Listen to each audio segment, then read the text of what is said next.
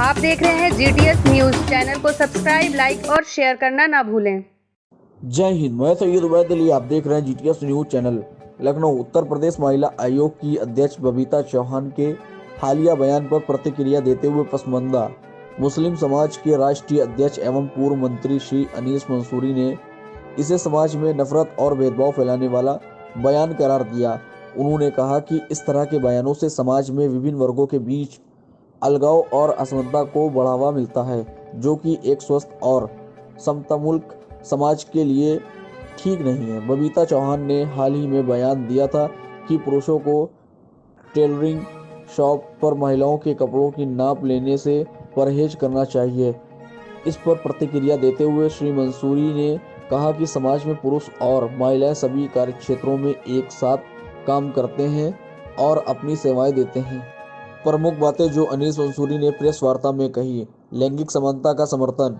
श्री अनीस मंसूरी ने कहा कि समाज को ऐसी सोच से ऊपर उठने की जरूरत है। सामाजिक एकता का महत्व। उन्होंने कहा समाज में समानता और एकता बनाए रखना हम सबकी जिम्मेदारी है। जब हम ऐसे बयान देते हैं जो भेदभाव और असमानता को बढ़ावा देते हैं तो ये समाज में नकारात्मकता और असंतोष को जन्म देता है। पेशेवर कार्यों में भेदभाव का विरोध। श्री मंसूरी ने यह भी कहा कि टेलरिंग, फैशन डिजाइनिंग, स्वास्थ्य सेवाएं, शिक्षा, मेहंदी और ब्यूटी पार्लर जैसे विभिन्न कार्यों में पुरुषों की सक्रिय भागीदारी है और यह उनके लिए रोजगार का एक जरिया है। यदि हम इस तरह के भेदभावपूर्ण नियम बनाते हैं तो हम उन लाखों परिवारों की आजीविका पर असर डालते हैं जो इन व्यवसायों पर निर्भर हैं। उन्होंने कहा महिला सुरक्षा के नाम पर अनुचित प्रतिबंध का विरोध। श्री अनीस मंसूरी ने स्पष्ट किया कि वह महिला सुरक्षा के पक्ष में है, लेकिन किसी पेशेवर कार्य को लिंग के आधार पर सीमित करने का समर्थन नहीं करते। श्रीमती इशरत सुल्ताना इदरीसी ने कहा कि महिला आयोग की अध्यक्ष श्रीमती बबीता चौहान का बयान राजनीति से प्रेरित है। भाजपा इलेक्शन के अवसर पर ऐसे ही लोगों से बयान दिलवाती है जो सस्ती लोकप्रियता में विश्वास रखते हैं। प्रदेश सरकार को चाहिए कि इस तरह की बयानबाजी पर पाबंदी लगाए।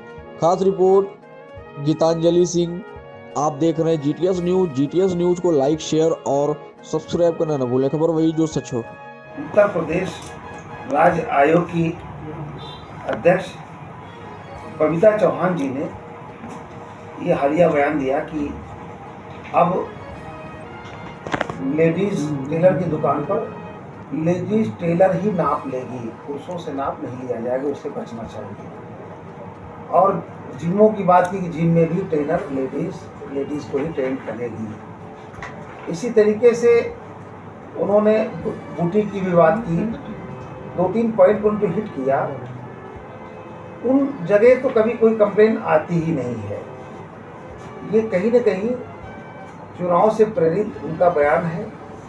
और मैं ये कहना चाहता हूँ कि देश के अंदर महिला और पुरुष दोनों मिल करके इस देश को अच्छा बनाने के लिए पूरा अपना सहयोग देते हैं।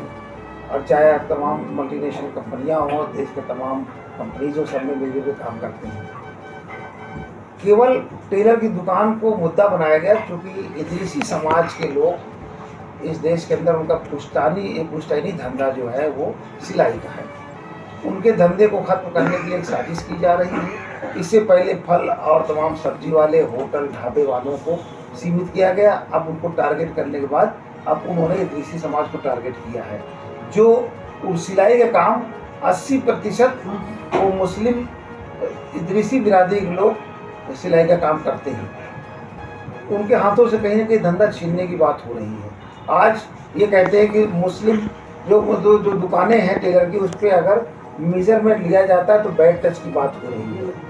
मैं पूछना चाहता हूं कि इतने बड़े फैशन डिजाइनर हैं मनीष मल्होत्रा जी, तमाम लोग शादियों में तमाम कपड़े और फिल्म की शूटिंग में तमाम कपड़े जिस्म का आज़ा नापते हैं और वो टच करते हैं, वहाँ ये बात तो नहीं कह सकते।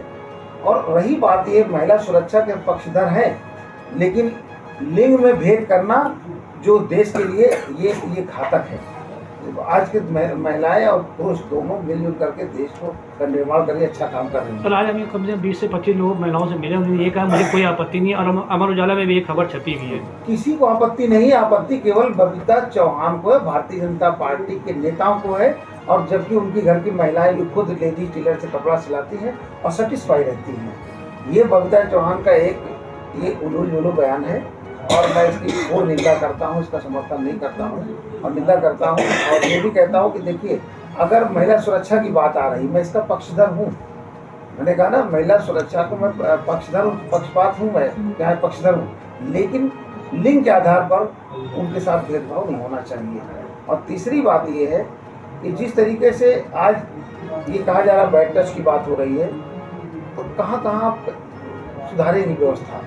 जहाँ पर शिकायत, जैसे अस्पतालों में तमाम ऑपरेशन होते हैं, लेडीज़ के ऑपरेशन होते हैं, प्रसूता का ऑपरेशन होता है, उसमें जेंट्स अपनी अहम भूमिका निभाते हैं और गंभीरतापूर्वक उनको निभाते हैं और वहाँ पर मदद करते हैं उनकी मरीज़ की।